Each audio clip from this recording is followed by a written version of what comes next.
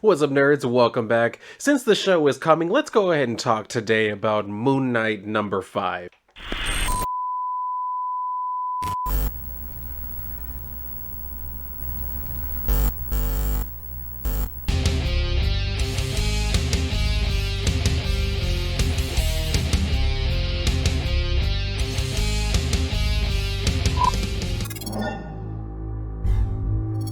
So if you're the type of person who really keeps up with my channel, then you will know I didn't do a review for Moon Knight number 4, and if you notice that, why are you so obsessed with me? No, I'm just kidding.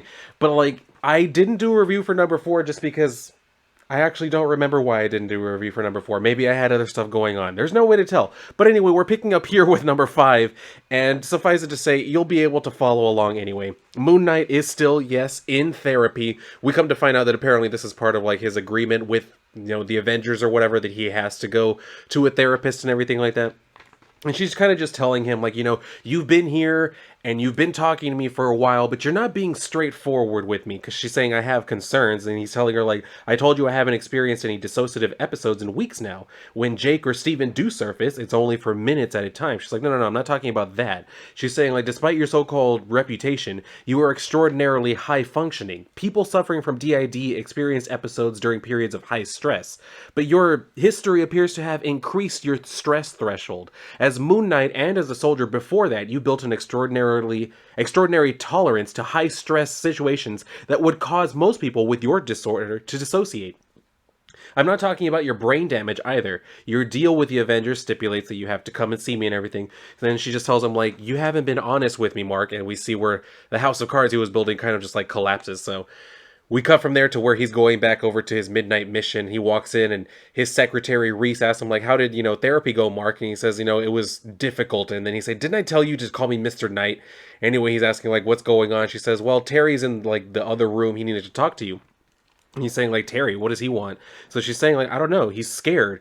He won't tell me why, but something has him spooked. So he's like, well, the mood I'm in, there's not going to be much on the streets tonight scarier than me. So he goes in and he sits down with Terry, telling him, like, look, since you know me, you know how things work around here, I'm going to spare you the whole, like, little ritual and everything that I normally do, and just ask you, what's going on? What do you need my help with?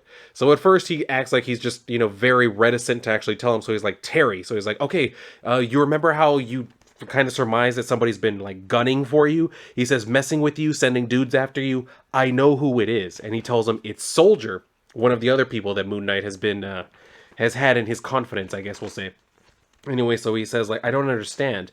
This is where we go back over to, like, the therapist. And he's trying to tell her, like, look, I've done everything that's been been required of me. I've done all these, like, brain scans. I've been writing shit down. Like, I've been entirely transparent. And she says, again, that's not what I'm talking about. There's more to your mental condition than to your mental health than your conditions, Mark. You're smart, you're resourceful, you're charismatic, which means that you're very good at hiding how you really feel. Since we began, you've couched questions about your life and your occupation in flowery language and glibness. You always elude the point. So he's like, this is ridiculous.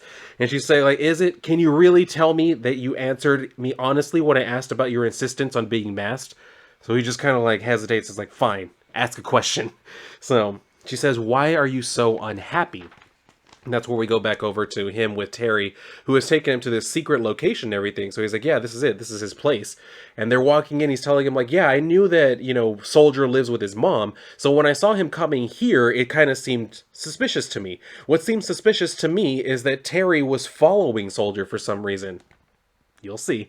Anyway, so Terry tells him, like, it seemed weird when I saw him coming here, and then they start looking around. So Terry's like, wow, all of this is high tech. Like, what is all of it? So Moon Knight tells him it's parabolic and laser mics, recording equipment, surveillance gear, all pointed at the Midnight Mission. So he's saying, like, wow, do you think Soldier was CIA or something like that? So we see where Moon Knight's holding up a picture of Soldier with some Hydra agents, and he has a whole bunch of Hydra tattoos. So he's like, something like that. So now he's under the assumption that, yeah, he's a Hydra agent, he's been, like, monitoring me, and he's going to try and get some answers from him. But we go back over to the therapist, and this is where he starts explaining, like, unhappy? Why should I be happy, Dr. Sturman? When has happiness ever mattered to the Fist of Khonshu?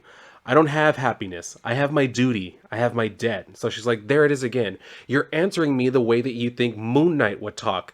Don't talk to me like you're a character from a video game, Mark. So he's just like, all right, fine.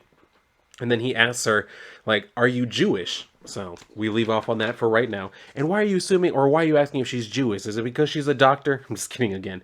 Anyway, so this is where we see where he's going to try and find Soldier, and he's also gotten in contact with Reese, and he's kind of filling her in on the whole situation, saying like, yeah, I'm gonna go track down Soldier or try to get more answers about him. And I sent Terry home. I need you to get out of the mission, contact Tigra, get her to like come and help you with everything. And she's like, what did you find there? Like steaks? Is he gonna come for me? He's like, Reese, please. So she's like, all right, fine, I'll do that. And she's asking him like, where are you gonna go? And he says, me? You know what they say, a boy's best friend is his mother. So he goes to talk to his mom, and she's like, yeah, nobody says that. He's like, whatever, I'll be here talking to her. So he says, just get out of the mission. So then we go back over again. Like, we keep intercutting with the whole therapist thing. So he starts like telling her, like, of course there's being raised Jewish, and then there's being raised by a rabbi. My father was the kindest, gentlest man I've ever known, but there was never anything kind or gentle in me. He was a man of peace. He hated violence, and I thought that made him weak. A weak man serving an indifferent God. Because those were our stories, weren't they? We lost our homes, our land, we were enslaved and then escaped out into the desert. And from then up till now, we took our licks from practically everyone. My father taught me that it was our perseverance that was our greatest quality as a people.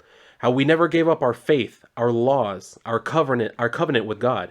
How we could laugh to keep from crying, no matter what happened to us. So when I died in Salima, can you blame me for accepting Khonshu's offer? I put aside a God who had let terrible things happen to his people, a God who I had never seen, never heard, in favor of a God who spoke right to me and promised, join me, be my son, and together we will get things done. So she tries to tell him, like, well, nobody can blame you for wanting to live. Which is true. That's our most fundamental, like, instinct, is self-preservation, to keep ourselves alive above all else. So that's why people always say, like, the greatest sacrifice is when you put your life on the line for someone else, because that's when you're literally betraying the, like, most primal, basic instinct you have. Anyway, he's saying, like, but that's just it, isn't it? All my life, I thought that my father was weak, because he was kind and gentle and would never raise a hand in violence. But he would have died before he broke faith with God, before recognizing another. You shall have no other gods before me, for I, the Lord your God, am a jealous God. He says, when it came down to it, I was the weak one. I sold out everything I had been raised to believe in to save my own neck, to further indulge my addiction to violence. My father's God took us out of Egypt. My new God had kept us there. So then he sees where he's getting like a perimeter alarm at the midnight mission while he's talking to Soldier's mom and everything. So he's like, all right, yeah, I gotta go. And then she's saying, like, you know, do you regret that choice that you made? And he's like, yeah, of course I do. He's saying, I got my life back, and what good did it do me? He says, I buried my father, I killed my brother, my friends, Frenchie, Crawley, Gina, and her boys. The lucky ones just hate me for what being a part of my life did to them. The others are in the ground. And when I was asked by my God to take down the Avengers and put my boot on the world's neck, I did it. And I did it well. Because that's what I've always done. As a Marine, as a mercenary, as Moon Knight, I did what I was told was the right thing to do, no matter what my eyes, my ears, my soul told me. But did it help a single person? No. And now my kid and her mother are an ocean away because they're scared of me. You couldn't understand before why I take being the Fist of Khonshu so seriously when it's cost me so much. Cost me everything. And he just says, it's because I don't have anything else left. So we see where he finally gets to the mission. He's kind of like taking the more subtle approach. He's not just like walking in the front door. He says, I'm not the Fist of Khonshu. Whatever I choose to understand that as, then I'm just Mark Spector, the man who makes the wrong choice every time. The man who threw away his religion, his heritage, killed what family he didn't bury. The man who brought harm and trauma to everyone who ever cared about him. The man who can't breathe from the guilt closing over his head, thick as seawater and twice as bitter. No wonder I developed DID, because I'd rather be anyone else other than that guy. How's that for honesty? So we see where he shows up and finds out, oh, what do you know? Soldier wasn't the one betraying him because he's right now chained to the damn radiator. So he hears, like, from this walkie-talkie, a voice coming out like, surprise, look at that. It wasn't Soldier after all. So Soldier is trying to tell him, like, it's a bomb. Like, you need to get out of here and shit. So of course Moon Knight isn't just gonna leave him. He asks him like, "Are you okay?" And he's trying to tell him again like, "You gotta leave." So the voice from the walkie-talkie saying like, "Pay attention, Moon Knight. There is a bomb." So he's like, "I hope you're not real attached to your face, pal." And he says, "There's not a lot of ticks or talks left on my clock. Not enough time to find it, let alone disarm it." So he immediately starts trying to pull on the chain, and like the voice tells him like, "Oh yeah, and by the way, that's hardened chain, so you're not gonna be able to just bust it by pulling on it." So he says, epoxy in the keyhole so you can't pick the lock on it either. You've got two options. One, you can admit that you're a phony and save yourself. I didn't lock the door on my way out, so you're free to go. Sure, you'll prove that everything you claim to be is a lie, but you'll live. Or two, you die here, wasting your life trying to save some ex-Hydra piece of trash. That was a real photo I planted in my room, by the way. Your boy here has a dirty past. So he tells him, like, to get up and everything. He says like, "I need you to start pulling on the chain," and the soldier tries to tell him like, "He's right, I'm not worth it. You got to save yourself, Mr. Knight." He's like, "Look, I just came from your mom's house. I'm not going to go back there and tell her that you just got blown up. Get it?" So he tells him, "I decide who deserves to live and die around here, so pull the damn chain." So he does that, and he asks him like, well, soldier asks him like, "What are you doing?" So he pulls out this little like plasma torch or something. What do you call it? Yeah, microplasma torch. He says, "Toy from my wealthier days. Going to be a toss of what runs out first. Its fuel cell or the bomb's timer." So he starts like working on the chain and everything, and then the voice is like tick-tocking down, and then we can see where like the chain continues to like glow and everything. We see that one of the links finally bursts, and of course, in true action movie like suspense, the bomb explodes and you think, "Oh shit, did they get out?" Of course they got out. So they crawled out through like the secret entrance or whatever, and Moon Knight is like starting to come out. He drags Soldier out, and then we see where Terry, yeah, that's why he knew about that secret hideout earlier. He says, "I'll be damned. You did it. I'm a big enough man to admit it, Moon Knight. I underestimated you.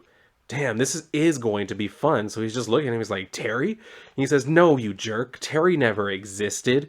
Gee whiz, Mr. Knight, this sure is weird. Golly, a mystery." He's like, "Nah, call me Zodiac." So we see where he has this, not a very imaginative, like, costume or whatever for a new villain, but I mean, at least he does seem menacing enough that he kind of, like, set him up and everything. Moon Knight should have known that that was a very obvious setup, because as soon as I was reading it and I saw, like, my first time just reading through and I saw Terry, like, take him to this place, I was like, this is Terry's base, isn't it? As soon as I saw it, I was like, the fact that he even knows about this and that he's trying to purport that he saw Soldier coming over here, my first thought was, why were you following Soldier? What would be the point of that? Why were you suspicious of him? And that's why I was like, oh, you're the villain. You're the one who did all this shit. So now it makes more sense. That's why I was like, okay. I saw it coming, but I mean, at least it did serve for a pretty good setup. I mean, I'm not going to say it's generic, but it is a little bit slightly cliche. You know what I mean? It's something that we have seen before. Someone who claims to be like the ally, who kind of pretends to be like the, I don't really know, the wimpy one, the cowardly one in the bunch, all of a sudden turns out to be like the very sophisticated, like sociopathic villain or whatever. That seems to be what we got here. So not exactly a new prompt, but it was handled well. I did like the way that it all played out. I didn't even mind the constant like intercuts with the therapy sessions. It normally does annoy me because, like I've mentioned in other videos, like it seems like everybody's in therapy nowadays.